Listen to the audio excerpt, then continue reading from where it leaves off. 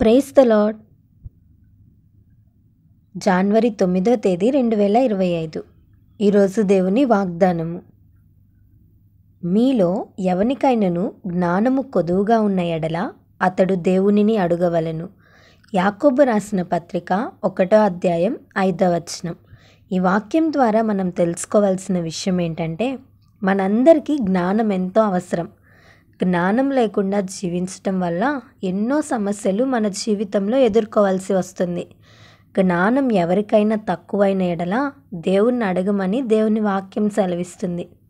బైబిల్లో సొలొమోను గురించి మనందరికీ తెలుసు కదా. యవ్వన కాలంలో రాజు అయ్యాడు. సొలొమోను దేవుని దగ్గర జ్ఞానము కొరకు ప్రార్థించాడు. ఇంతమంది ప్రజలను పరిపాలించడానికి నాకు జ్ఞానం కావాలని దేవుణ్ణి అడిగాడు. తనని అడిగిన వారికి ధారాళముగా ఇచ్చే దేవుడు మన దేవుడు. ఈరోజు ఈ వాక్యం వింటున్న నీకు కూడా జ్ఞానం కావాలా? నీవు చేస్తున్న ఉద్యోగంలో నీకు జ్ఞానం లేదా? చదువుతున్న చదువులో జ్ఞానం లేదని బాధపడుతున్నావా?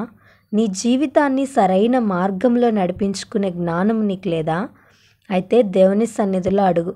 ధారాళముగా దేవుడు నీకు దయచేస్తాడు. ఆనాడు సొలొమోనుకి ఇచ్చిన దేవుడు ఈరోజు నీకు కూడా నీ ప్రార్థన విని జ్ఞానాన్ని ఇస్తాడు. ఈ లోక సంబంధమైన జ్ఞానం ద్వారా మనం అపవాదిని ఎదుర్కోలేం. దేవుని నుంచి వచ్చే జ్ఞానం ఎంతో పవిత్రమైనదని దేవుని వాక్యం సెలవిస్తుంది. మన జీవితంలో శోధనలు ఎదుర్కోవాలన్నా, సమస్యల నుంచి తప్పించబడాలన్నా దేవుని జ్ఞానం ఎంతో అవసరం. కాబట్టి దేవుని సన్నిధిలో జ్ఞానం కొరకు అడుగుదాం. జ్ఞానం కలిగి జీవిద్దాం. అట్టి కృప దేవుడు మనందరికీ దయచేయునుగాక. ఆమేన్. ఈ వీడియో మీకు దీవెనకరంగా, ఆశీర్వాదకరంగా అనిపించినట్లయితే లైక్ చేయండి, షేర్ చేయండి, కామెంట్ చేయండి, సబ్స్క్రైబ్ చేసుకోండి. మీ ప్రార్థన అవసరతలను మాకు కామెంట్ రూపంలో తెలపండి. మీ కొరకు తప్పక ప్రార్థిస్తాం. God bless you.